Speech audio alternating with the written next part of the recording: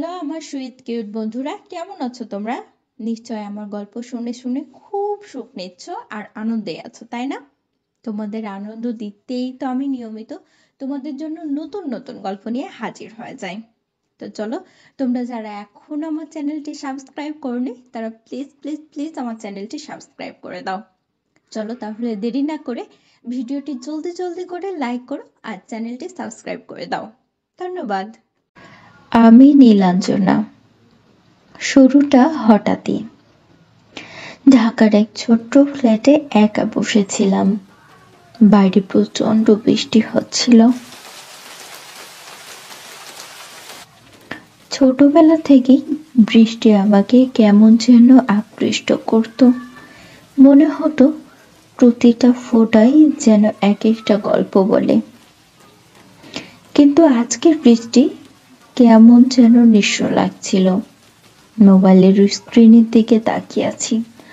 হঠাৎই একটা অপরিচিত নাম থেকে মেসেজ এলো। লেখা আছে, ভেজা রাস্তায় একা দাঁড়িয়ে আছো কেন? আমি চমকে উঠলাম। চারপাশে তাকিয়ে দেখলাম কেউই নেই। কিছুক্ষণ পর আরেকটা মেসেজ এলো। লেখা, ভয় পেও না, আমি তোমার পুরনো বন্ধুর বন্ধু। আমি বিরক্ত হয়ে উত্তর দিলাম, কে আপনি? উত্তর এলো, রিহান। রিহান নামটা আমার জন্য একেবারে অচেনা ছিল না।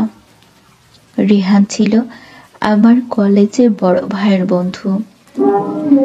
তাকে কখনো খুব একটা গুরুত্ব দেয়নি, কিন্তু সেই রাতে অজানা কারণে ওর সঙ্গে কথা বলা শুরু করলাম। রাত গভীর হতে থাকলো, আর কথার ফাঁকেও যেন এক অদ্ভুত টান অনুভব করছিলাম। ওর কণ্ঠে ছিল আত্মবিশ্বাস, আর কথায় ছিল গভীরতা। রিহান বলল, তুমি কি কখনো নিজেকে হারিয়ে ফেলেছ? আমি উত্তর দিলাম, কখনো খুঁজে পাইনি, হারাবো কিভাবে? ও চুপ করে রইল। সে চুপ থাকায় যেন হাজারটা গল্প ছিল। পরদিন রিহান হঠাৎ ফোন করলো, বলল, চলো কোথাও ঘুরতে যাই।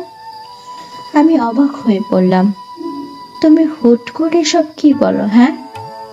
ও হেসে বলল, হুট করেই তো সবকিছু হয়। তারপর আমি রাজি হয়ে গেলাম। সেদিন আমরা চলে গেলাম শহরের বাইরে, এক নদীর ধারে।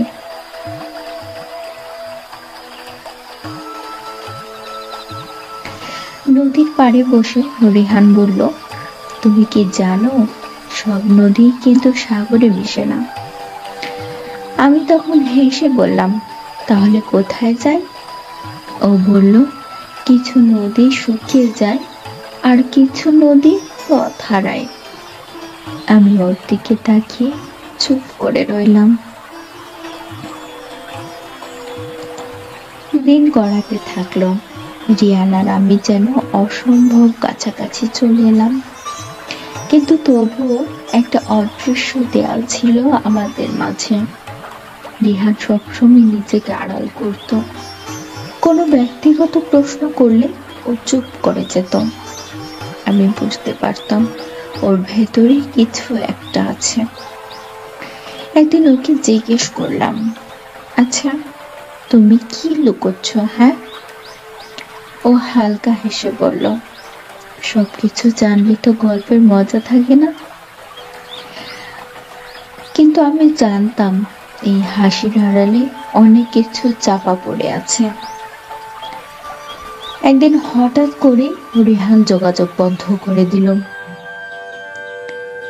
কোনো ফোন, কোনো মেসেজ, কিচ্ছুই নেই।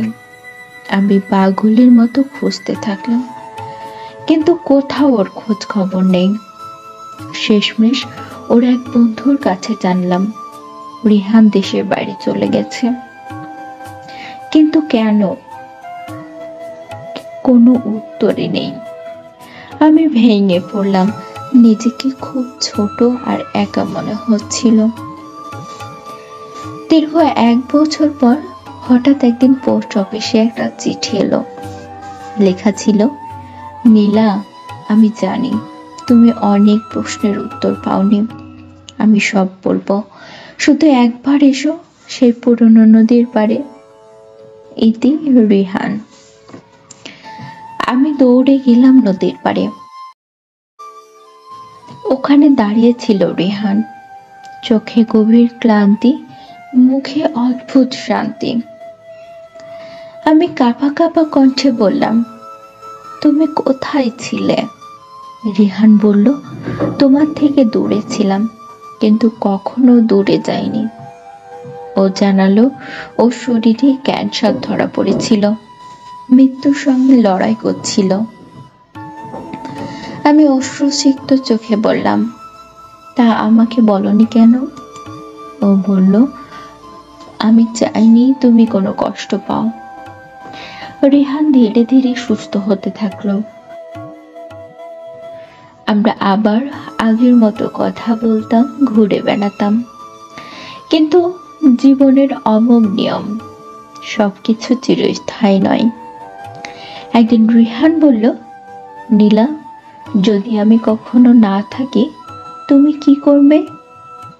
আমি চিৎকার করে বললাম, তুমি এ কথা বলতে পারো না। ও হেসে বলল, ভালোবাসা তো হারায় না, গল্প হয়ে থাকে। কয়েক মাস পর রিহান চিরতরে চলে গেল, কিন্তু রেখে গেল শেষ চিঠি।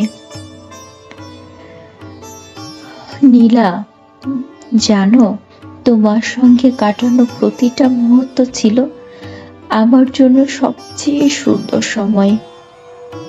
আমি চাই তুমি বেঁচে থাকো, ভালো থাকো। ইতি তোমার রিহান। আমি জানি রিহান এখন আকাশের তারা হয়ে গেছে, সেখান থেকে সে আমাকে দেখছে। আর আমি আজীবন সেই চিঠির প্রতিটি অক্ষরে বেঁচে থাকব।